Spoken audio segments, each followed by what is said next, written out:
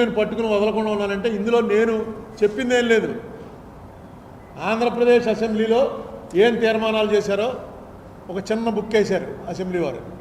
వేసి ఇదేంట్రా చిన్న బుక్ అనుకోకండి, ప్రతి తీర్మానంలో ఎవరెవరు ఏమేమి స్పీచ్లు ఇచ్చారో మొత్తం అంతా ఉంది. ఏ ఏ పార్టీ వాళ్ళు ఎవరెవరు ఏం మాట్లాడారు, ఆంధ్రప్రదేశ్ని కేవలం విడదీయడాన్ని వ్యతిరేకించడమే కాదు, ఒకవేళ విడదీసినట్టయితే ఏం కావాలో కూడా కోరారు ఎమ్మెల్యేలు. మన రాజమండ్రి రౌతు సూర్యప్రకాశ్రావు కూడా మాట్లాడాడు, తెలంగాణ వాళ్ళు మాట్లాడారు, ఆంధ్ర వాళ్ళు మాట్లాడారు.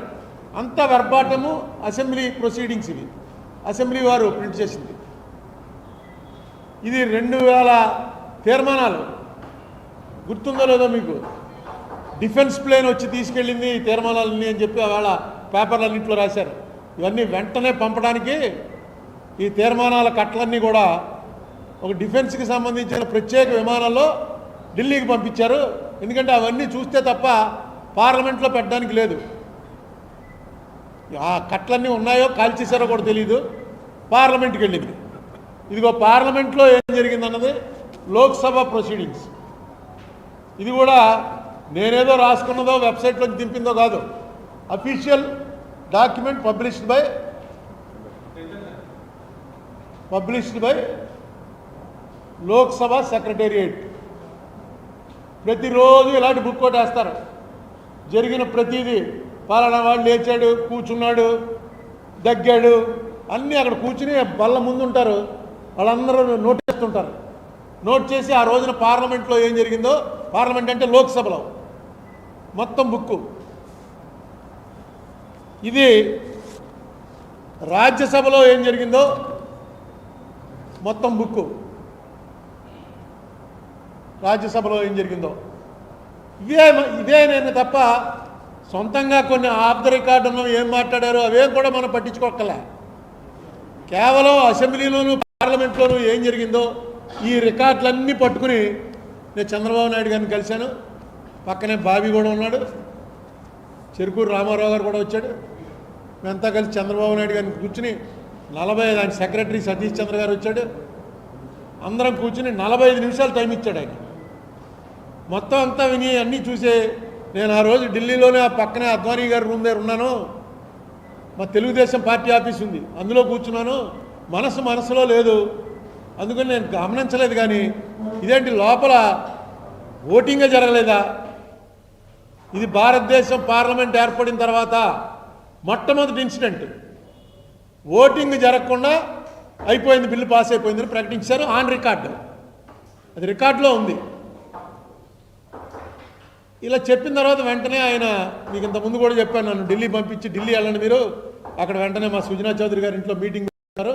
ఆ మీటింగ్లో మా ఎంపీలతో చెప్పండి. అప్పటికి తెలుగుదేశం పార్టీకి బీజేపీకి చెడిపోయింది, బాగా తిట్టుకుంటున్నారు. ఢిల్లీ వెళ్ళాను. తర్వాత అవిశ్వాస తీర్మానం వచ్చింది. అవిశ్వాస తీర్మానంలో ఈ ప్రసక్తి తీసుకురండి అన్నాను. అసలు అవిశ్వాస తీర్మానం నోటీస్ ఇచ్చిన ఆయన కేసినేని నాని అని విజయవాడ ఎంపీ గారు, ఆయనతో మాట్లాడి ఆయనకి మొత్తం పంపించాను. ఇది ఎత్తండి అని, ఈ విషయంతో మొదలు పెట్టండి బాబు అంటే తప్పకుండా మొదలెడతానని అన్నాడు ఆయన. కానీ తర్వాత యాక్షన్ మొదలెట్టడం మార్చి గల్లా జయదేవ్ గారికి ఇచ్చారు. దాంతో ఈయనప్పటికీ లాస్ట్లో మళ్ళీ కొంచెం 1 నిమిషం మాట్లాడాడు. ఎందుకు డ్రాప్ అయిపోయిందో, వాళ్ళు కోర్టులో వేస్తామన్నది డ్రాప్ అయిపోయింది, పార్లమెంట్లో నోటీస్ ఇస్తాం దీని మీద చర్చ జరగాలన్నది డ్రాప్ అయిపోయింది. తర్వాత మళ్ళీ మనం అందరం కలిసి విజయవాడలో ఒక మీటింగ్ పెట్టి అన్ని పార్టీల వాళ్ళని పిలిచాం. దానికి పిలిస్తే మన జగన్మోహన్ రెడ్డి గారు ఏమన్నాడంటే, తెలుగుదేశం వచ్చేటువంటి ఏ మీటింగ్కి నేను రాను అన్నాడు. అలాగే సిపిఎం వాళ్ళు బీజేపీ వారు వచ్చే మీటింగ్కి మేము రాము అన్నారు. ఆ 2 పార్టీలు తప్ప మిగతా అన్ని పార్టీలు వచ్చాయి. పవన్ కళ్యాణ్ గారు అయితే, నేను పార్టీలకి రాశాను, మీ పార్టీ తరఫున ఎవరినైనా ప్రతినిధిని పంపించండి అని. పవన్ కళ్యాణ్ గారు అయితే ఆయనే వచ్చేసాడు. మేము ఐలాపురం హోటల్లో చిన్న కాన్ఫరెన్స్ హాల్లో పెట్టాం. ఊరికే పార్టీ తరఫున ఎవరో ఒకరిని పంపితే మాట్లాడదాం అని. ఆయనే స్వయంగా పవన్ కళ్యాణ్ గారు ముందు రోజు ఫోన్ చేసి నాదెళ్ల మనోహర్ గారు చెప్పారు, మా లీడరే వచ్చేస్తున్నాడు మీటింగ్ అని. అనగానే అప్పటికప్పుడు కంగారుగా ఏంటిదని పోలీసులకు చెప్పి వాళ్ళకి చెప్పి ఎవరికి తెలీదు. అవును పవన్ కళ్యాణ్ వచ్చేస్తున్నట్టు కొంచెం జాగ్రత్త చూడండి అంటే అప్పటికప్పుడు వచ్చి సెక్యూరిటీ ఇచ్చి తెలుసుకున్న జనం వచ్చి చిన్న మీటింగ్ అనుకున్న దాని ఇంపార్టెన్స్ బాగా పెరిగిపోయింది ఆయన రావటం వల్ల. ఆ రోజు ఆయన కూడా కూర్చుని వీడియో కూడా ఉంది మొత్తం నా పక్కనే కూర్చుని ఈ బుక్కులన్నీ చదివాడు ఆయన. ఆవేళ చలమేశ్వర్ గారిని పిలిచాం as a retired justice of supreme court, ఆయన అభిప్రాయం కూడా తెలుసుకుందామని.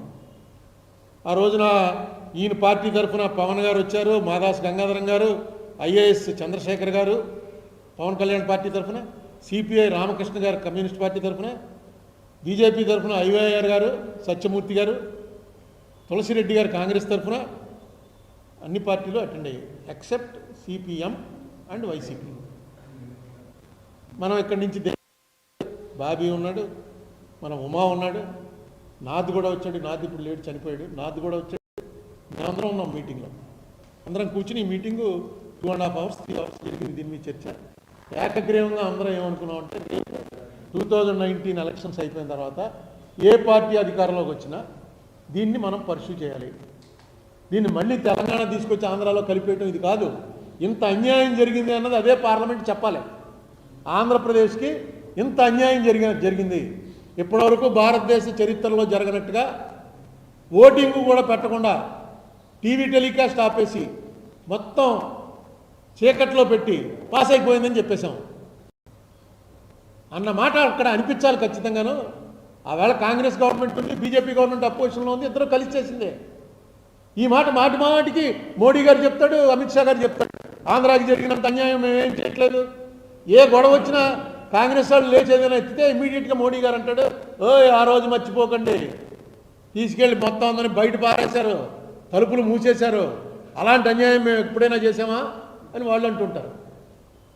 మనకెందుకు వాయిస్ లేకుండా పోయింది? మనవాడెవడో ఎప్పుడు పార్లమెంట్లో ఆ మాట ఎత్తడే. అంతా 3-4 నెలలు అట్టుడికి పోయింది. జూలై నుంచి ఆఫీసులు లేవు, స్కూళ్ళు లేవు.